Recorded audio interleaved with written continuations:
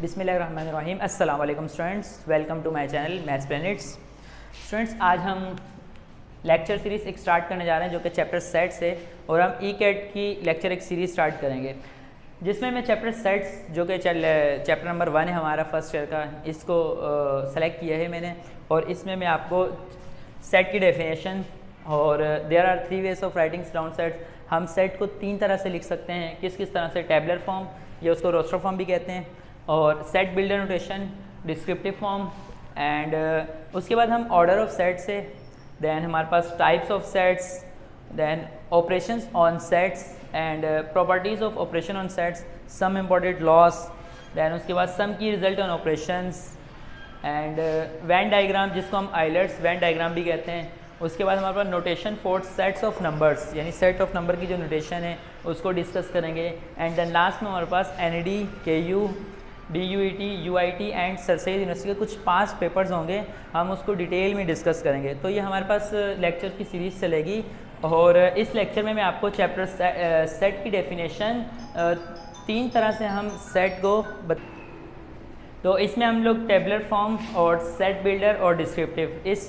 Lecture में हम ये कवर करेंगे, और लास्ट ऑर्डर ऑफ सेट्स ये चीज़ इस लेक्चर में कवर करेंगे। और एक सबसे इम्पॉर्टेंट चीज़ जो मैं आपको बताना चाहूँगा वो ये है कि इस चैप्टर को अमूमन फर्स्ट ईयर में नहीं पढ़ा जाता, और अगर जस्ट इम्पॉर्टेंट MCQs के लिहाज से पढ़ा जाता है, क्योंकि इसमें शॉर्ट क्वेश्चन आते नहीं हैं, इसमें कोई क्वेश्चन नहीं आते, और एक आ भी जाए तो ये करने के बाद एटलीस्ट इतना हो जाएगा कि आप कोई भी शॉर्ट क्वेश्चन आ जाए या इस टाइप का कोई भी MCQs आ जाए तो आप MCQ सॉल्व करने के काबिल हो जाओगे आप। तो चलते हैं अपने लेक्चर की तरफ।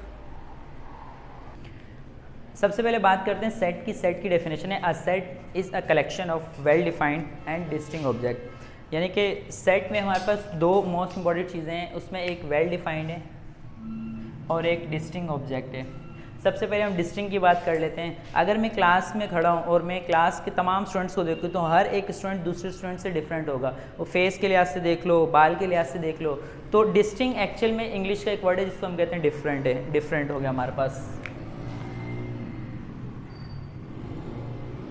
डिफरेंट। डिस्टिंक्ट का सिंपल मतलब है कि अगर एक सेट है, सेट में कुछ एलिमेंट्स होते हैं, यानी फर्ज करें ये एक सेट है 1 2 3 4 5।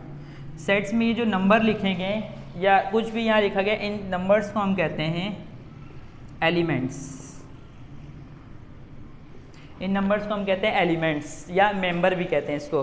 तो सेट्स के जो एलिमेंट्स होते हैं वो हर एक एलिमेंट दूसरे एलिमेंट से डिफरेंट होगा। इस डिस्टिंक्ट का ये मतलब है, अगर ये 1 लिखा है तो आगे कहीं भी 1 नज़र नहीं आ रहा होगा, अगर ये 2 लिखा है तो कहीं भी 2 नज़र नहीं आ रहा होगा, एक नंबर एक ही दफ़ा आएगा, इसे हम कहते हैं डिस्टिंक्ट।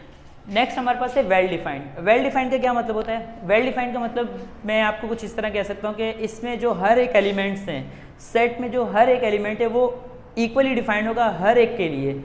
वेल डिफाइंड की अगर मैं छोटी सी एग्जांपल ले लूँ तो वो कुछ यूँ कह सकते हैं कि अगर मैं कहूँ कि स्टूडेंट्स को कि आप फर्स्ट 5 नेचुरल नंबर लिखो, तो हर एक स्टूडेंट फर्स्ट 5 नेचुरल नंबर लिखेगा, 1 2 3 4 5, ये फर्स्ट 5 नेचुरल नंबर हो गए। अच्छा, अगर मैं ये कहूँ कि भाई एक स्टूडेंट से कहूँ कि आप अपनी क्लास के कोई 3 स्टूडेंट्स के नाम बताओ जो पढ़ने वाले हैं, वो अपने जहन के मुताबिक किसी 3 स्टूडेंट्स का नाम लेगा। अगर मैं दूसरे स्टूडेंट से कहूँ तो वो अपने जहन के मुताबिक किसी 3 स्टूडेंट्स का नाम लेगा, और अगर किसी तीसरे स्टूडेंट से कहूँ कि आप अपनी क्लास के 3 पढ़ने वाले बच्चों के नाम बताओ तो वो अपने जहन के मुताबिक किसी 3 स्टूडेंट्स का नाम लेगा। तो इस तरह के जो सेट बनेगा हमारे पास वो सेट नहीं कहलाएगा, क्योंकि वो वेल डिफाइंड नहीं होगा, क्योंकि उसमें जो भी एलिमेंट्स आ रहे हैं, जो आप नाम लिख रहे हो, वो हर एक के लिए इक्वली डिफाइंड नहीं है, बट ये हर एक के लिए इक्वली डिफाइंड है। इसी तरह अगर मैं ये कहूँ कि आपसे कहूँ कि आप फर्स्ट 2 होल नंबर लिखो, कोई भी किसी से भी कहूँ तो वो जो बंदा भी होल नंबर लिखेगा वो लिखेगा 0 and 1, ये 2 होल नंबर है, तो ये इक्वली डिफाइंड है, हर एक शख्स यही लिखेगा। तो ये हमारे पास एक्चुअल में वेल डिफाइंड की डेफिनेशन ये होती है। तो अगर कोई ऐसा सेट जिसमें ये 2 चीज़ें होल्ड कर जाए, ये 2 चीज़ें कंप्लीट पाई जा रही हूँ, उसको हम कहेंगे सेट, अदरवाइज वो सेट नहीं कहलाएगा। फॉर एग्जांपल, अगर मैं एक सेट बनाऊँ जो कि आपके पास लिखा है 1 2 3 and 3, अगर कोई ये कहे सेट है तो ये सेट नहीं है। क्यों? क्योंकि इसमें डिस्टिंक्ट एलिमेंट नहीं है, ये 3 2 टाइम्स आ रहा है, इसलिए हम इसे सेट नहीं कहेंगे। देन उसके बाद हमारे पास एक लाइन है, there are 3 ways of writing down sets. हम सेट को 3 तरह से लिख सकते हैं। नंबर 1 टेबलर फॉर्म जिसको हम रोस्टर फॉर्म भी कहते हैं, number 2 set builder notation, and number 3 and last हमारे पास है डिस्क्रिप्टिव फॉर्म। तो सबसे पहले हम लोग बात करते हैं टेबलर फॉर्म की या रोस्टर फॉर्म की। टेबलर फॉर्म क्या होता है कि इसमें हमारे पास ये कर्ली ब्रैकेट यूज़ होते हैं, इसे हम कहते हैं कर्ली ब्रैकेट। ये हमारे पास जो है इसे हम कहते हैं कर्ली ब्रैकेट, या इसे हम ब्रेसिस भी कहते हैं, ब्रेसिस। इसे हम कर्ली ब्रैकेट या ब्रेसिस कहते हैं। हमारे पास टेबलर फॉर्म में कर्ली ब्रैकेट का यूज़ होता है और कुछ नंबर्स लिखे गए होते हैं और उनके दरमियान में कॉमा का साइन आता है। तो अगर इस तरह से सेट लिखा गया हो तो आप समझ जाना ये टेबलर फॉर्म है। नंबर 2 सेट बिल्डर नोटेशन है। सेट बिल्डर में हमारे पास कुछ इस तरह से सेट डिफाइन किया गया होता है, इस तरह से सेट लिखा गया होता है। तो इसको समझते हैं ज़रा, ये क्या लिखा गया है। सेट लिखा है कि A is equal to x. ये जो हमारे पास लाइन है, इस लाइन को हम पढ़ते हैं such that x is such that x belongs to, इसे पढ़ते हैं belong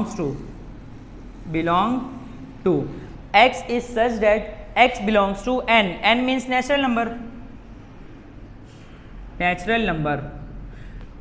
और ये हमारे पास जो नोटेशन है ये एंड की नोटेशन है, and x is less than 6, इसे हम कहते हैं लेस देन। तो अगर आप ज़रा ध्यान से देखिए तो ये लिखा गया है कि x जो सेट के एलिमेंट से वो x बिलोंग्स कर रहे हैं नेचुरल नंबर से। x belongs to natural number का ये मतलब हुआ कि इस सेट में जितने भी नंबर्स आएंगे वो सारे के सारे नेचुरल नंबर होंगे, यानी उसमें 1 2 3 एंड सो ऑन ये नंबर होंगे, उसमें माइनस और जीरो का कोई नंबर नहीं आएगा। इसका ये मतलब हुआ x belongs to natural number. Then and का मतलब ये कि x is less than 6। x is less than का 6 का मतलब ये कि 6 नहीं होगा बट उससे नीचे वाले सारे नंबर होंगे 1 2 3 4 5। x is less then, but इसको हम अगर दूसरी तरह लिखना चाहे तो हम कुछ इस तरह लिख सकते हैं x इज लेस देन और इक्वल टू 5, यानी कि x 5 भी है और 5 से छोटे नंबर भी हैं तमाम के तमाम। तो हम यूँ भी लिख सकते हैं। ये हमारे पास है सेट बिल्डर नोटेशन। लास्ट हमारे पास है डिस्क्रिप्टिव फॉर्म।